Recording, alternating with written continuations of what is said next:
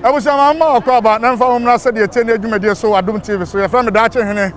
Nana Yaw Asante kai said Dominic is here boa or my Hene Odawna Asante. AC or Hene any PK or no ye me channel manager. Sa and Crofway or Mata Bankers here so na me jina na ne media dwumade abrewo. And about PMU ewo circle Odawna. And can no be PMU ha. Ye nuanom ye maamenom ne ye nananom. And no mu didwa. Yaba and penifo ma yati ase say Ghana must work again. Anya baby na e wo say yetena na ye didwa. Ya sake omo di dwa ho nyina na so wona wo didwa no ha say anya de a omo ti ase no ma bi anko yie enti omo pese omo ma Ghana obi asote di enti a woni so say eni say ye pamo omo e de free enti adwadefo no na meni omo atras ye ba betwitwe nkomo na wo ankasa wo tifie wa wo hwe no na so otumi anya hunumu obeni bibia boko nyame adom bibia boko na ye frozen be de kwabra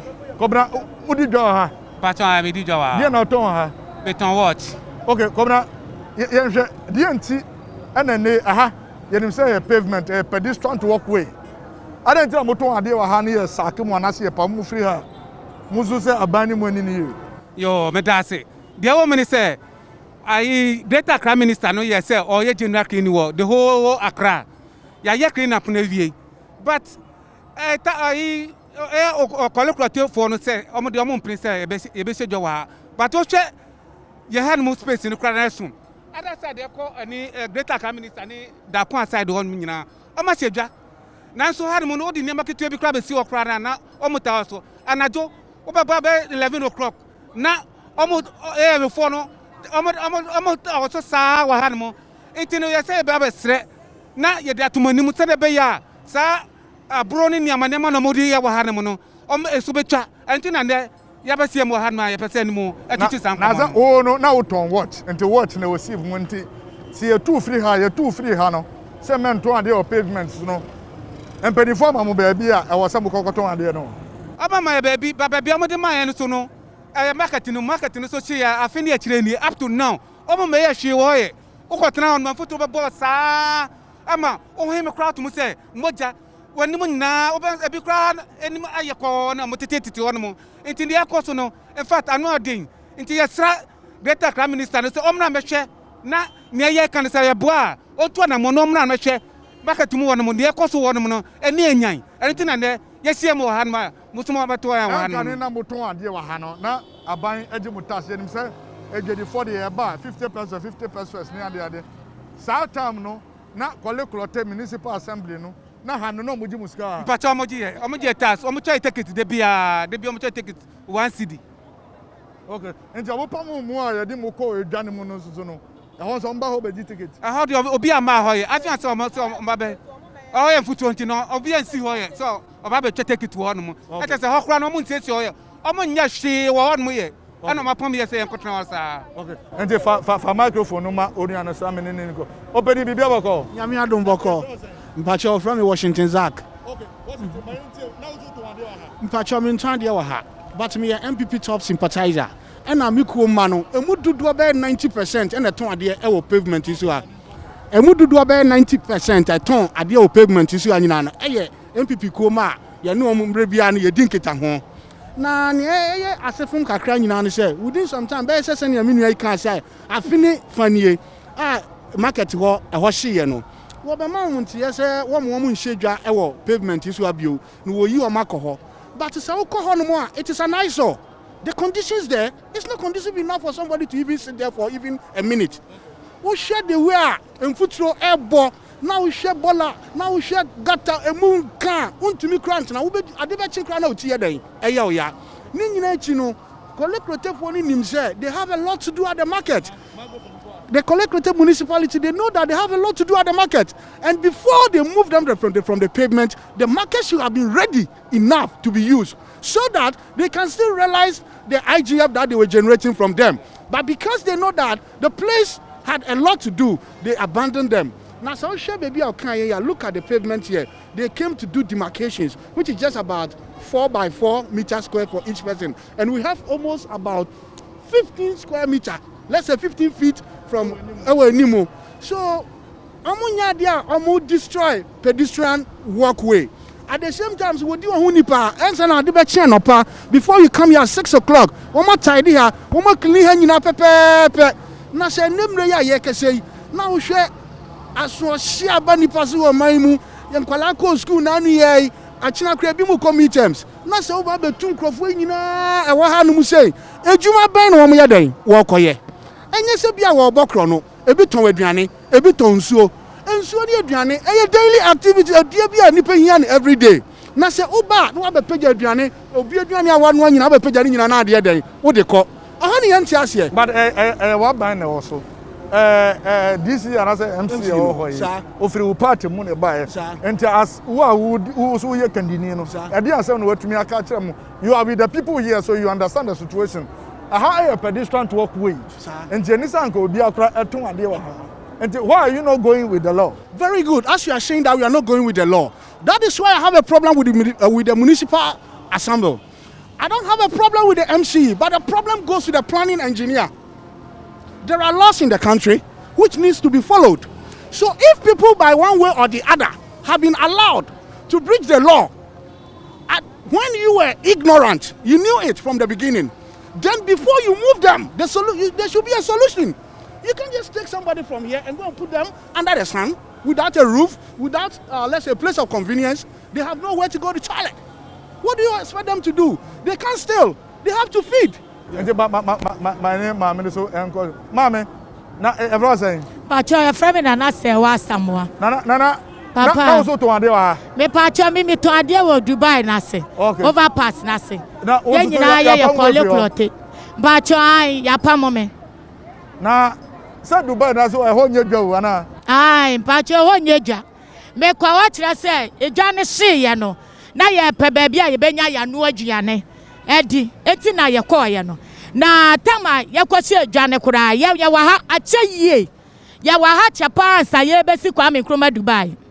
Eno amochira ya say wamu si Dubai yamba ba ya market ya. Wamu tu ni din pedestrian market. No mama ya baby atnem. Wamu si market ni wie ya no ama ya baby. Ene ya kasa ya de ala. Ekwohye munya baby. Na market no ehye ye. Market ne hye ya no 1 year enie. Wamonya ehye ma ye. Nanso tama yate ekwan no so no. Yate baby wamu si ya pedestrian no. Wamu nim se ya pedestrian. Clear Municipal Assembly. Aye MC ye Ejetawia enim se eye pedestrian. Na so no muti ticket. Ne ticket 1 cedi. Da bia ya ba na wanti a ye de okọ ho. Anu wa mapamo yen. Ye ni na yakwafa niama e wo Lagos no niama ba. Anu wa mapamo yen. Na wa mapamo yen po say Greater Accra Regional Minister Honorable Henry Quarter say let's keep Accra clean. Operation Clear Your Frontage. Yanyina ya besesa ya niama ekoye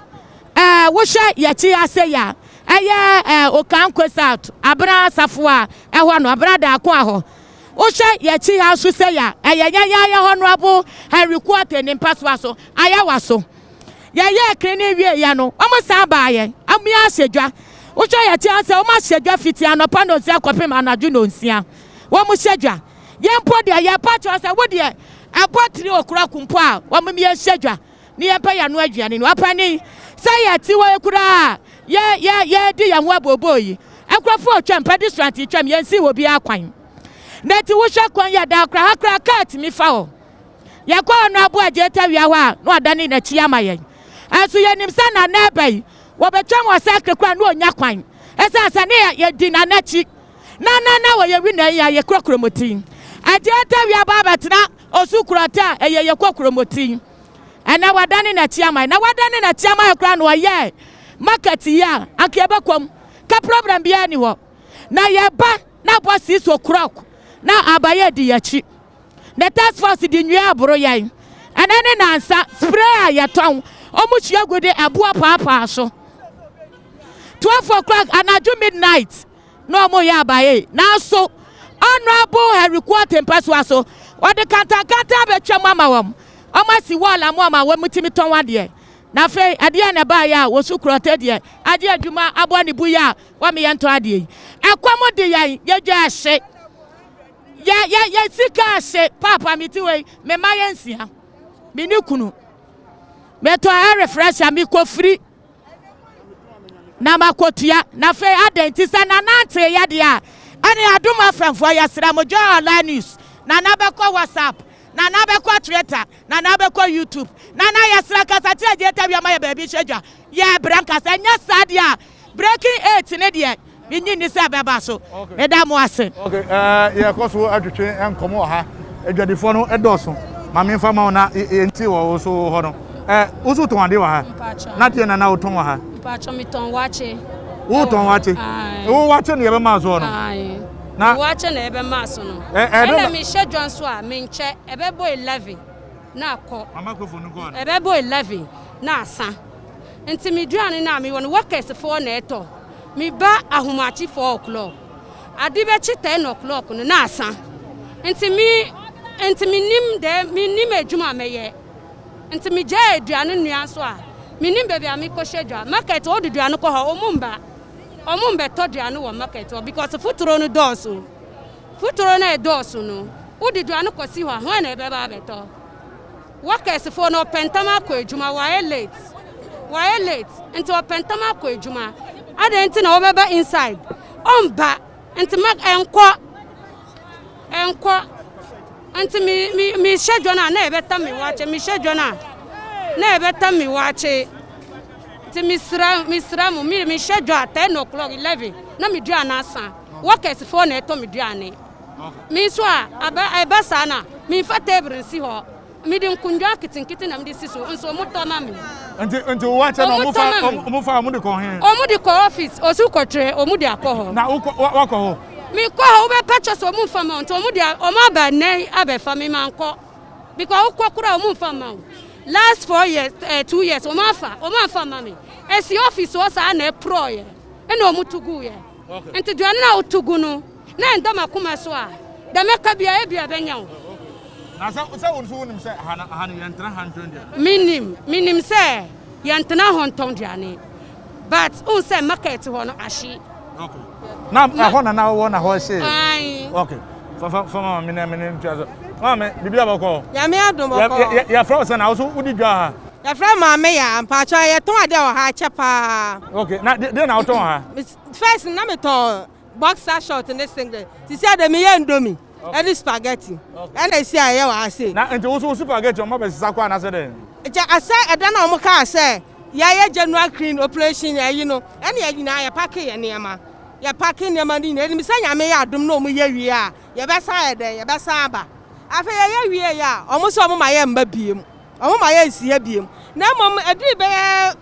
3 days for 4 days no ya kire hanom de ye twa nketenketa mo mo ahyedwa anopa to enumre na mo ye ha mo de o mo so mo mpene emi ye hyedwa ya kwa ho saa kire chese sha no mo ma ye den ye hyedwa no ya ha no so ya tena ha sem ni be 2 to 3 years ya tena ha no o mo ba gigi ska o ensem emi ye koto paint emi ye twa light ma ye twa light ya ha no so ti ye twa light ma ye nyina hihye mu kakra enu anapa na ansa na ha no ya pata na ewo mu ni na asa ahye ena omo sa me ye ba back biem ebe tena ase ya tena ase kakra nkra da bia mo je 1 city take it ya tua ya bibia eti operation ni ba na mo ka se ye de anim se ye paake ni asiesie ho ni awie a ye be san ba afa ye wie ya mo so mo aye mba biem ya ka mo so mo aye ma na mo ye chi ni anim de ni na mo ahyedwa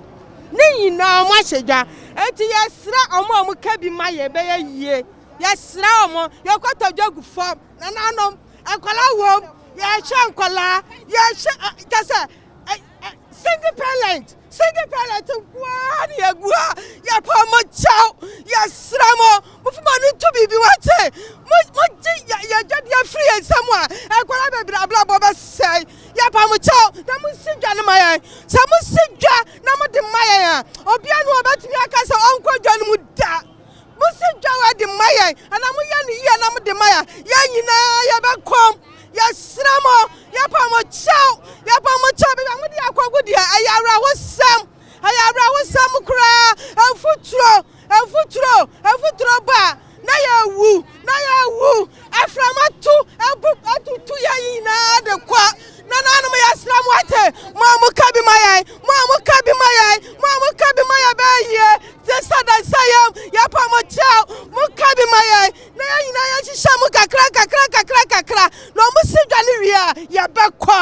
ya bekwa edamase okay fama papa na me nto aso aja bibi aboko nyame adum bibi aboko na uso ton ade wa ha me ton ade e wo Dubai enimu ha okay o ton de na o ton Dubai enimu me ton shoes any boot asojafo na police for empaboa na ere na pam na sa onim se ho nyedwa minim nje ere na odi no akogu wa na odi gwa sani eminuamo akasan ahokire no a eba yenti aha na asiye no enti na ma ye nyina yetwuba samre na ha asiye no na wo gwa ho na me wo gwa ho wo store ho ton ade okay enti ere na ho na de wo ko ho ko se edwa no ho na me kire se microphone go anu empayinfo no ema ye kwan se obia emra bonten na yemra me se edwa no ene yen so konya baby kakra ho a ye se edwa okay enti onoma no ye say awo anazo masa me niam nyina awofie me niam nyina awofie me nton hwe na nyame anim ni eye ye papa soa ana ajetewia ya kono so many times na oni e kasa se osiesie edwadibre ho amaye owi a obame akoho yani nna ena obepam ya ni edi kan yedi kotodwe ko nanim ye ko nanim na ode ama director na director se oni e kasa director eni e kasa afi no odi atem nyame anim ni regional minister ba se osiesie ha no ye nyina ye de akoma eni adwene eta nachi esiesie ha nyina ni ehu ya ne se ye siesie ha 3 days amam ya ma back sani eminuamo edika akasa no ohwe ha ya harikoti ni pesu aso no wagidade amom se ne ma no ensedwa okwa so a saa won so esedwa ade ntina ye ne a ye wo circle na ya pata ahye na papa se o ma ye kwan me ento ade ne ene o kina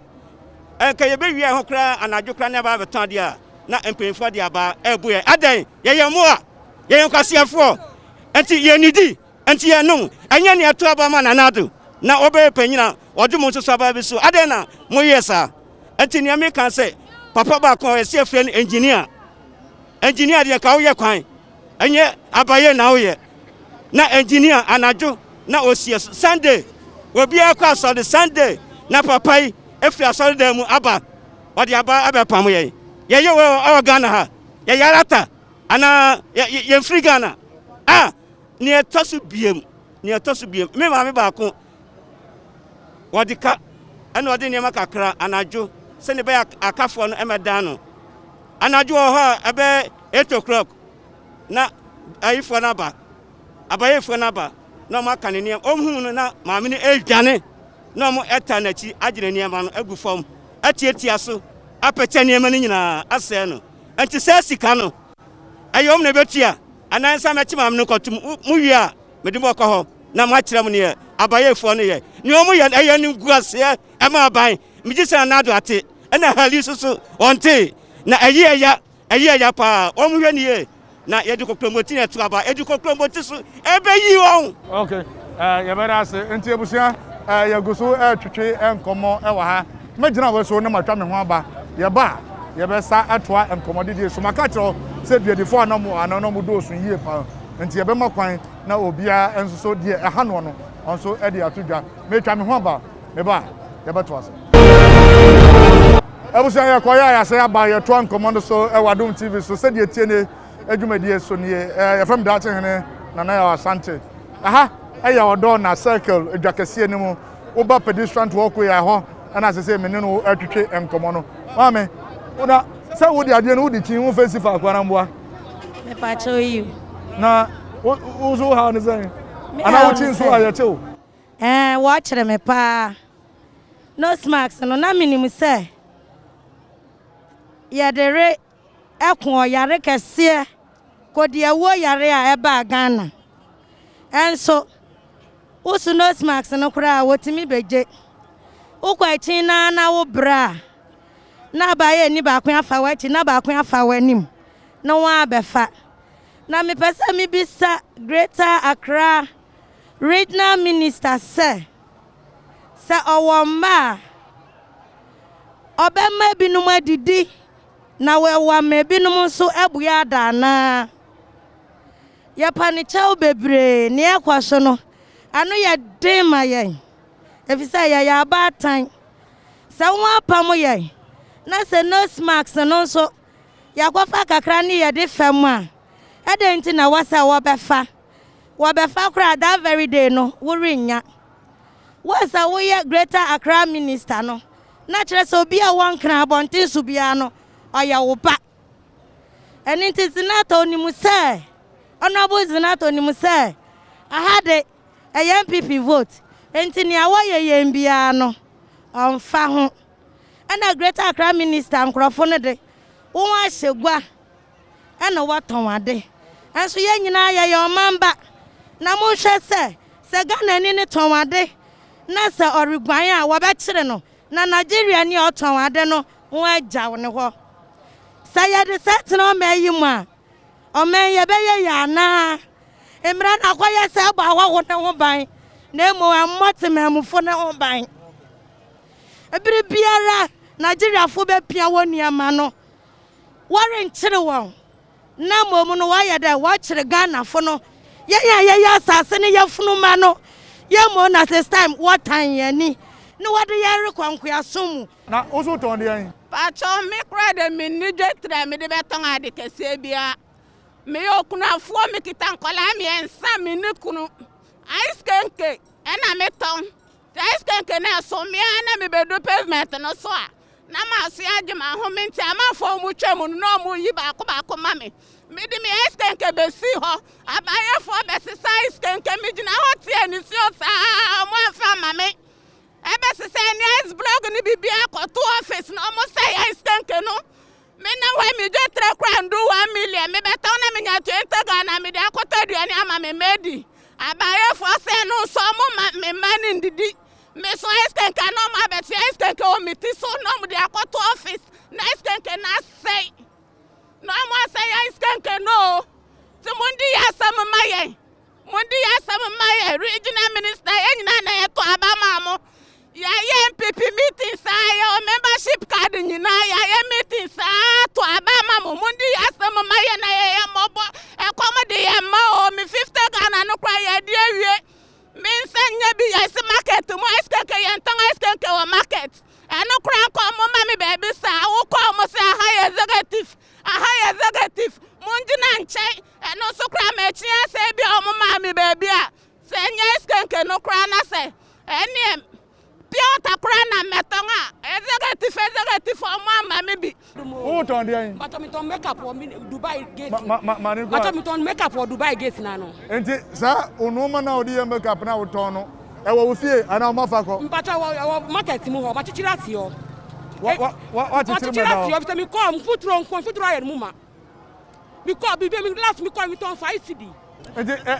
ebrebe na mo pa mo free ho na baby na wo no hwan na di ho ma wo say bia to ade o na mi wo ho ansa na ye di si Dubai no mi wo go ansa na di that can see ye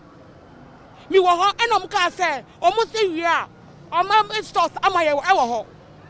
na ye wo dia wo ho ansa na mo ba tutu dia ni nyina ye wo ho ansa na mo tutu dia ni nyina ye wo anye ne ye wo ba 12 years mi ente o se me no ka se na je se unim baby a odu no ma besi kura no ato na what the ajatewia e ba sa ono ba ajatewia omo e ba sa no mo fra ye say esi ese na de na ye no mba so mo siesie krom ni nti ye nti sa ye ne ma no na omba ma ye kwan e won inside e wo market ni mu e dan ti e ko kan no na happening so say e bia say ko market ni mu a e bia be ye ko market ni mu aja be mu de ko ye ni light ni on futuro nko a oku mu eni watare brown black wear wo be pie no na e green anana e brown ajaba owure mu a ba ko be pie ya gisa ohuru na yo ya bibia nya yie okay enti na mo pese mo be ya ne ma nyina gugu what see a metima ko try wo bi ne bibia me ne ma ne si any truck ni nyina debi okay na wo so ya fa no ma ko on be fa me niama ageta wia eni ni nkrofo no ma chobi on be fa alasa no eni paya no on be fa no omusi mi ntua 50 Ghana afa me sika nyina me de ko fa niama na bia 3 million 2 million ma ko fa niama me de ebesi ho 50 Ghana me ko fa no hin nti me kopa mo cha 50 Ghana me ni bi nti mo fa ne ma no mame me ko da ade chie me ko e da de na me ko ma fa mame nti pa ni tina ho saa ma ne pro e obatan a me ton ade na wa ba be fa me ma de ade akosi ho ama na pro nti eje tawia ane ni mpamfo no mo yesa eye ha what's 50 Ghana me say me 50 Ghana wo dia ma me be 50 Ghana ansa no mo dia mame nti me ka de say me niska o me hu nyina no ana me dia akofa ne ma no nti nu mo fa mam na me fa nton o mo si dabi enje ebusuya Odawna market no ana ye di enkomo ewo mu nti ye ne adwadifo no bedo na edi enkomo nsema ekoso na wo hunu empanifo omu susu se omu so eyaduma ewo kole assembly ho enso ebinim abaha omu pese omu kire se enya de a enka owo se ye ne adwadifo no edi enkomo na nso se dia adwumadie etie no se dia etie no pepepe ana ewo se etwa ho emfoni eto ya fam Daakyehene Nana Yaw Asante ha na mre ne nkra bia ma kwan ama medi adwumadie nu esi nyankopon eya adoma ye woda sene ye besa twen agya ahodom ne yahwe senia enoma bo no ene senia Ghana ankasa eko esanse nipa sei ye nuan mo ye mamenom ene ye nananom omu ana kyese woto aba ntie ma won so okwan na de eham no omu so omu de tudwa obusia mame ma wadwo edase